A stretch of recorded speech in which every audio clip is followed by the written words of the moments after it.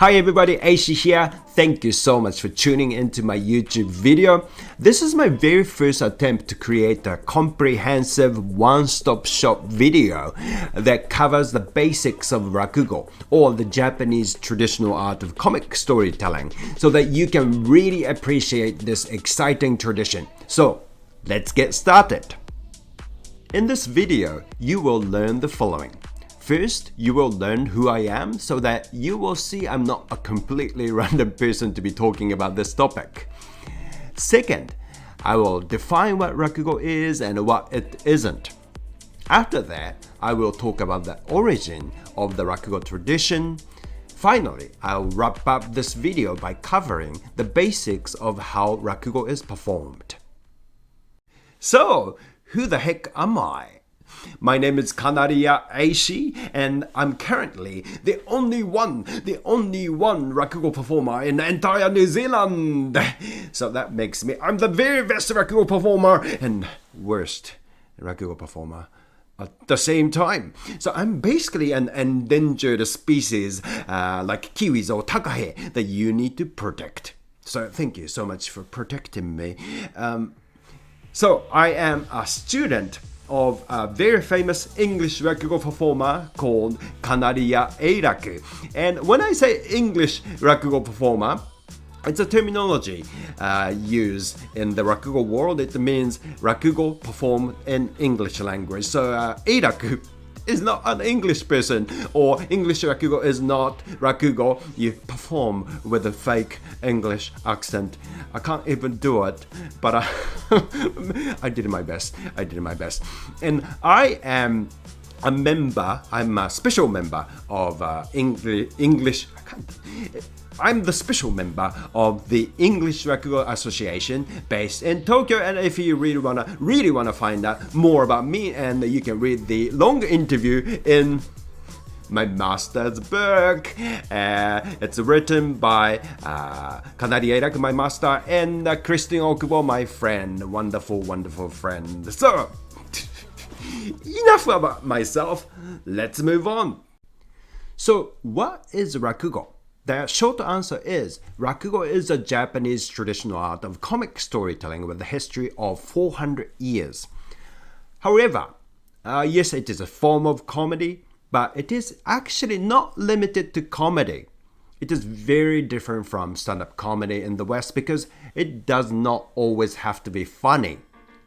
And this is a very common misunderstanding among Japanese people as well. But it does not have to be funny all the time. Yes, your performance has to be interesting or captivating at least, but it sometimes doesn't have to be funny at all. Some stories have very little humor and sometimes do not even have clear punchlines. Audience members just come enjoy good stories, whether they are funny or not. In Rakugo, there are lots of different genres like ghost stories, tragedies, fantasy tales, erotic tales, and even sci-fi. So, I just said sci-fi, so let's talk about this a little bit.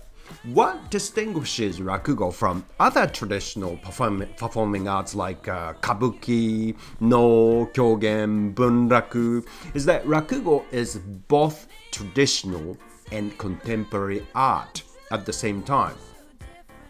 Even though we almost always wear kimono as we perform, and I feel comfortable in a kimono, but the subject of your story can be about the present or the future.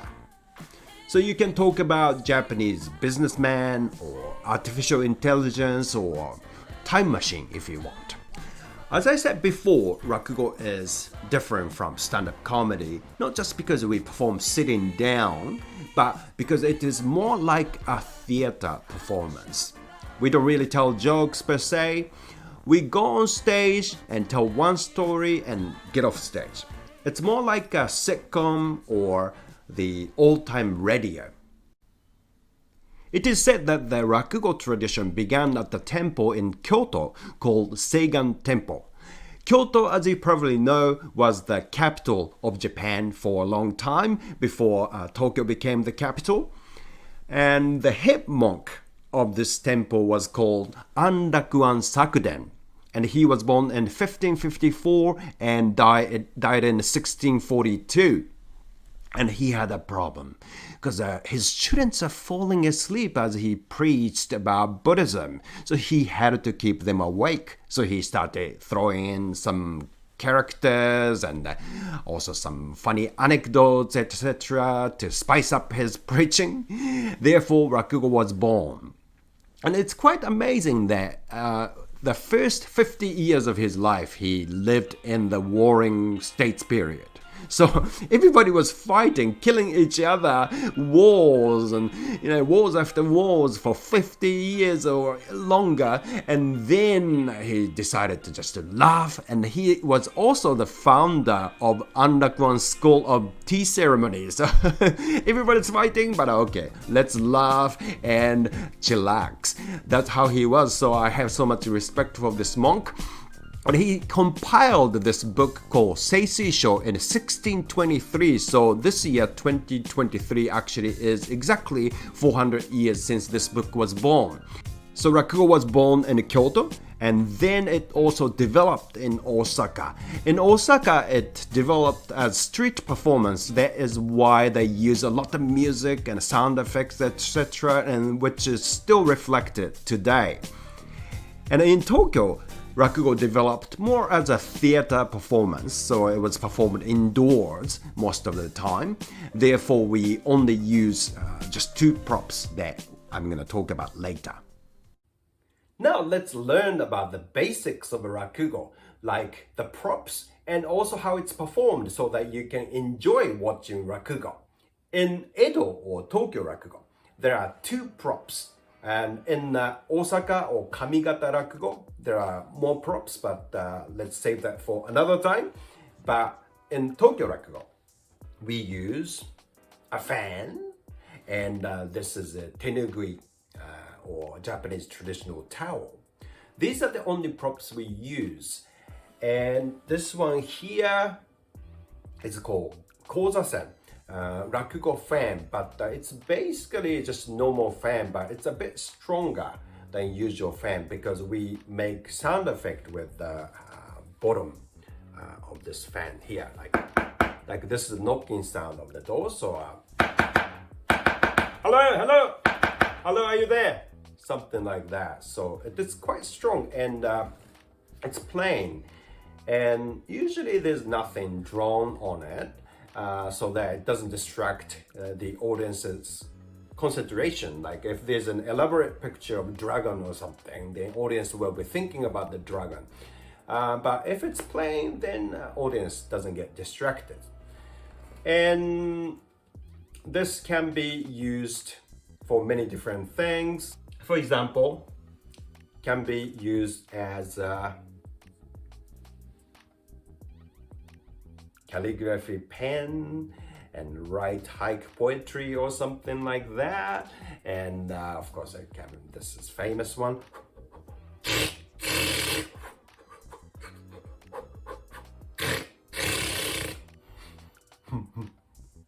Chopsticks.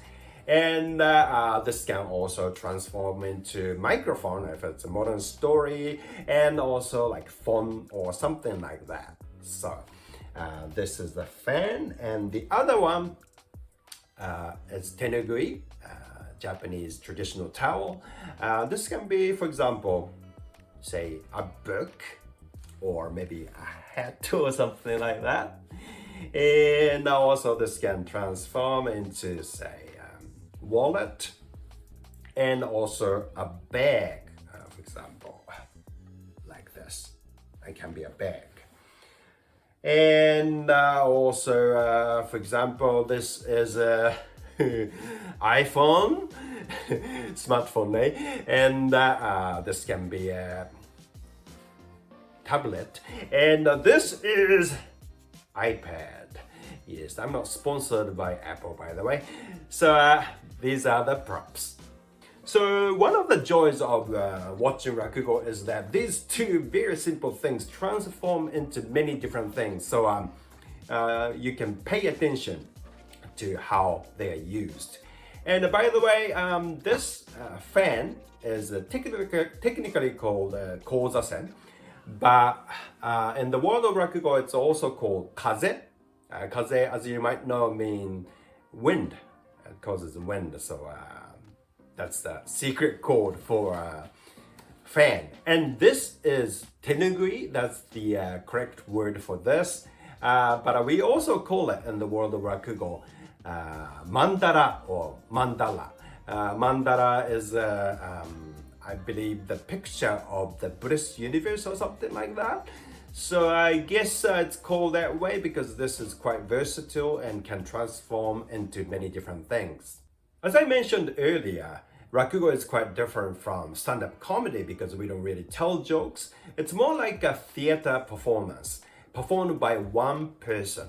So one person perform many different characters, and the characters are distinguished by turning of the head. So very simple. So when I look at this way, that's one character, and when I look at the other way, that's another character. The movement of the head is actually quite minimal. You might have seen some Rakugo performers go like that, and one character and two character, but that's actually not the best way to perform. And I was taught that when you sort of stretch out your arms, just straight out, and look at the tip of your middle finger, like right middle finger and left middle finger. You see this range? Like this range? So this range is the correct range. So that's one character and this is another character. There are two important rules as to which way to look at. And rule number one, social status. So important people like samurai warriors would be sitting on the left hand side, stage left of the stage. Therefore, he would be looking at that way. So right hand side. And someone with lower social status would look at that way because important people would be sitting this side, so would be looking up to that side. So that's rule number one. And rule number two, this side or stage right is outside of the house.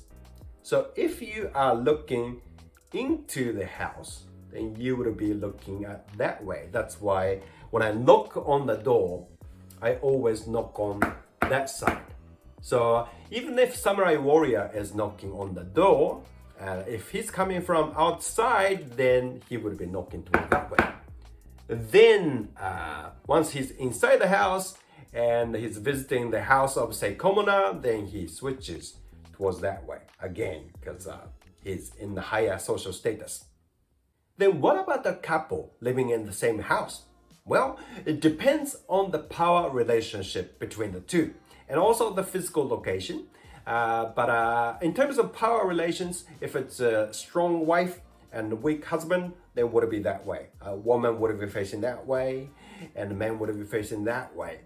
Thank you so very much for watching this video so far. And if you're actually watching this right now, I'm very impressed. You have watched the whole thing, so thank you so very much. If you still have not followed my channel, please do so right now before you forget, so that I'll be inspired to make videos like this one again. So, thank you again and see you next time.